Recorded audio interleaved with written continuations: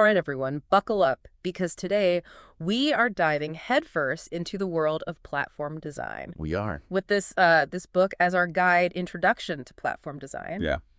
we're going to try to figure out what makes these platforms tick and why they've become such major players. Like you hear platform everywhere these days, right? It's a bit of a buzzword. It is a buzzword, but this book promises to cut through all that and give us the real deal, the practical stuff. It really does. And, one thing the authors stress right from the beginning is that platforms, they're not just about technology. Okay. It's a whole different way of thinking about how value is created and exchanged. Okay, so it's like a mindset shift, not just a tech thing. Exactly. So what does that actually look like in practice? Can you give me an example? Sure. Think about how musicians used to get their music out there. Mm-hmm. I mean, you needed a record label, right? Right, they were the gatekeepers. Exactly. They controlled everything. Yeah. But now you've got platforms like Spotify or Bandcamp, Right. and they've completely changed the game. Yeah, you don't need to get signed anymore. You can just upload your music and potentially reach millions of people. Exactly. And that's the power of platforms. Yeah. They cut out those middlemen and reduce what the book calls transaction costs. Transaction costs. Okay, so it's making it cheaper and easier for people to connect and do business. Precisely. And it's not just music, right? I'm thinking my cousin's a freelance writer and she uses platforms like Upwork to find clients. Perfect example. Mm. The book uses Airbnb and Uber as prime examples too, disrupting hotels and taxis. Right? Instead of owning all the cars or hotel rooms, they just provide the platform for others to connect and create value. Yeah, it's a fundamental shift. It really is. It feels almost counterintuitive to how we're used to thinking about business, Totally. And that's why I think this book is so valuable.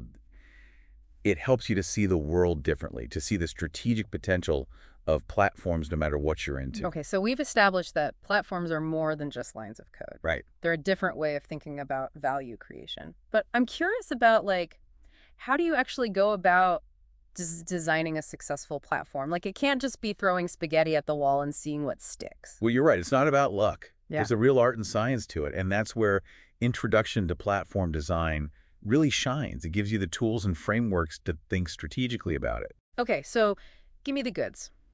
What are some of the big takeaways when it comes to this whole platform design thing?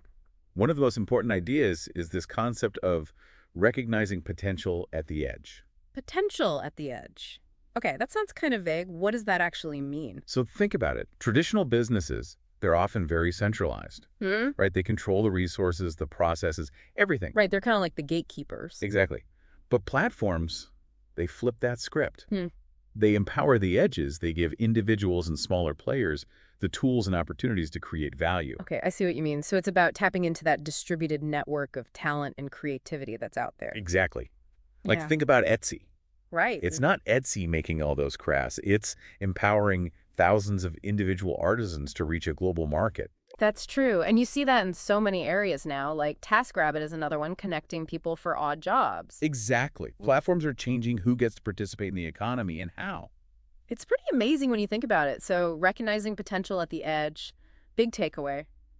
What else? Another one that's really intriguing is this idea of letting go of identity. Letting go of identity. Okay. Now, that one sounds a little scary, especially for businesses. I know, right? It seems counterintuitive, but hear me out. In the traditional business world, companies are obsessed with control, right? Right. Brand image, everything. Exactly. But the book argues that for platforms to truly thrive, they need to shift from a company-centric view to an ecosystem-centric view. So it's less about me, the company, and more about us, the network. Exactly. It's about creating an environment where the platform itself is almost invisible. It's the connections and interactions that truly matter. Okay, I think I get it. Do you have a real-world example of a platform that does this well? Think about Wikipedia. Oh, yeah. That's a good one. No one company owns it, but it's this constantly evolving repository of knowledge built by millions of people around the world. And it's incredibly powerful because of that. And it kind of shows that letting go of control doesn't have to mean losing influence. Absolutely. In fact, it can often be the key to unlocking even greater value. That's a really interesting way of looking at it. So recognizing potential at the edge, letting go of identity. Any other big ones we should know about? Well, one more I think is crucial is the emphasis on continuous learning and adaptation. Oh, yeah. The book talks about this thing called the learning engine canvas, right? What is that all about? Essentially, it's a framework for building a platform that is designed to learn and adapt over time. Okay, so it's not like you just build it and then forget about it. You've got to be constantly iterating and improving. Exactly. The canvas helps you figure out what data to collect, how to analyze it, and how to use those insights to make the platform better. It's like how Netflix is constantly tweaking its algorithm based on what you watch. Exactly. They're always experimenting, trying to figure out what keeps people engaged. It's kind of wild when you think about it. They're using data to predict what you'll want to watch before you even know it yourself. And that's just the tip of the iceberg. The future of platform design is going to be all about personalization powered by AI and machine learning. It's exciting and a little bit scary all at the same time, but it definitely feels like we're just scratching the surface of what's possible with these platforms. We are. And that's why understanding these core principles of platform design is so important. It's not just for techies anymore, right? Exactly. Huh. This stuff is relevant no matter what industry you're in because platforms are changing the world. Yeah, it's pretty amazing. Like, we've talked about music, freelance work, even how we watch movies, but this whole platform thing goes way beyond that, right? Oh, absolutely. Yeah. It's not just limited to a few industries. This is like a fundamental shift in how we think about value creation across the board. And that's one of the things I really appreciate about this book. It drives that point home. So for our listener out there who's like, all right, platforms, that's cool, but I'm I don't know, a chef. What does this have to do with me? You know what? Keep your eyes open because I guarantee you platforms are already impacting your field in ways you might not even realize yet. Really? Yeah, think about it. Healthcare, for example.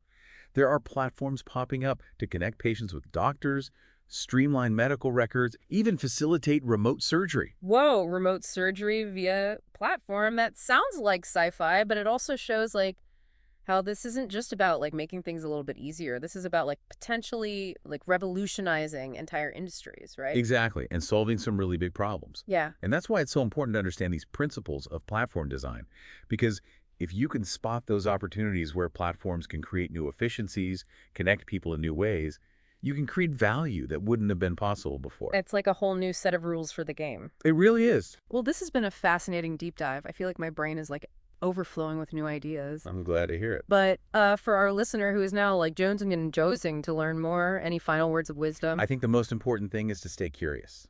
This is a constantly evolving landscape, so don't be afraid to experiment, ask questions, and most importantly, think about how you can apply these principles in your own world. You might be surprised at what you come up with. Love it. So embrace the platform revolution, right? And if you're looking for a roadmap to navigate this exciting new world, definitely check out Introduction to Platform Design. It's full of practical advice that you can use no matter what your field. Thanks for joining us for this deep dive, and until next time, keep exploring.